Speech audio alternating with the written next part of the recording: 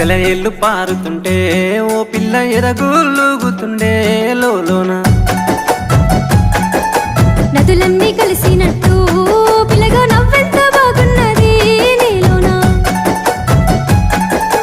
గాజుల సప్పులు గలుగల్లు మోగంగా గజ్జెల పట్టీలు గంతేసి ఆడంగా వరిగడ్డి మోపు ఎత్తి ఓ పిల్ల వయ్యారి నడుము పవే